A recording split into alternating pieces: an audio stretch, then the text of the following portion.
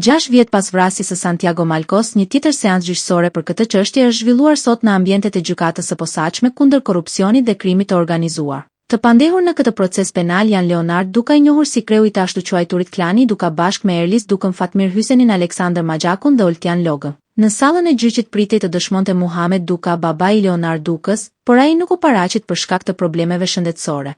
Avokatja e tij dorëzoi raportin mjekësor për të justifikuar mungesën. Nga ana tjetër, Leonard Duka ju përgjigj pyetjeve të mbrojtjes dhe mohoi përfshirjen e tij në komunikime të koduara në aplikacionin Sky ECC. Ai tha se nuk ka pasur asnjëherë llogari në këtë platformë dhe as kontakte me përdorues të saj. Megjithatë, prokuroria e posaçme SPAK ka sjellë prova të reja të zbuluara nga hetimet ndërkombëtare në Sky ECC, që sipas saj përfshin biseda mes Leonard Dukës dhe të shumëkërkuarit Ervis Martinaj. Seanca nuk kaloi pa tensione. Në një moment të zhvillimeve, nëna e Santiago Malcos shpërtheu në akuzë ndaj të pandehurve duke deklaruar në sallë: "Sta fal gjakun e djalit kur do ta vras. Më fute djalin në dhe." Pas reagimit të saj emocional, ajo u nxor jashtë nga trupa gjykuese për të qetësuar situatën.